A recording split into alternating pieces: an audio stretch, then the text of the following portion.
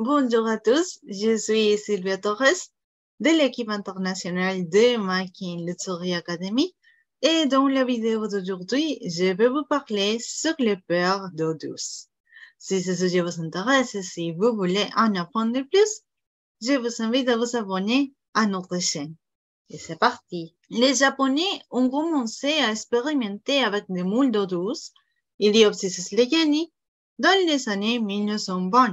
Et ils ont conclu qu'il n'était pas nécessaire d'insérer des noyaux, mais plutôt des petits morceaux de manteau pour commencer le processus de culture. Ils utilisaient également des moules de genre réunion qui sont très grands et dans lesquels on peut insérer de 10 à 20 morceaux de manteau pour accélérer la formation des perles. La production à grande échelle de perles d'eau douce dans le lac Biwa au Japon, d'où viennent les célèbres perles Biwa, a commencé en 1946. Les premières perles d'eau douce étaient petites en fond et de texture rugueuse, mais grâce à la pratique et à l'amélioration des techniques de culture, leur texture et leur taille ont été améliorées. Et ensuite, je vais vous parler sur les régions où les perles et les espèces de mollusques sont élevées.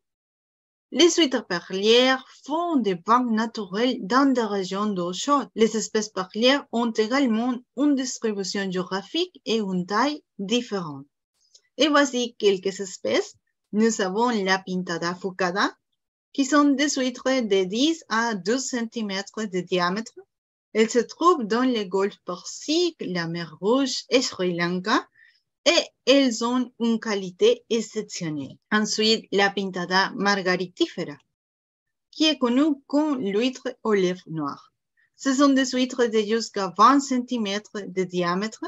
Elles se trouvent dans le golfe Persique, l'Australie, les îles Cook et la Polynésie française, d'où viennent les perles de Tahiti. Voici d'autres espèces. Les Theria penguin, qui se trouvent à Nouméa, en Nouvelle-Calédonie. Les Theria crocea, qui se trouvent à l'île de Cobian, aux Philippines. Les Pintada fucata, qui se trouvent au Japon. Et la Pintada margaritifera. Voici quelques informations sur quelques espèces. Nous avons d'abord la Pintada radiata. Ce sont des petits huîtres de 7 à 8 cm qui se trouvent au Japon et au Venezuela, et leurs perles sont verdâtres. La Pintada maxima, ce sont des huîtres de 30 cm de diamètre. Elles produisent des perles de grande taille. C'est le lèvre argenté dans le nord de l'Australie et c'est le lèvre doré en Birmanie, Thaïlande et Indonésie. Et les Theria penguin, il s'agit de la permavée, connue comme l'huître perlière aux ailes noires. Elle vient de mer du Japon, Seil, Trinité et Tobago, îles Salomon, Vietnam et Thaïlande.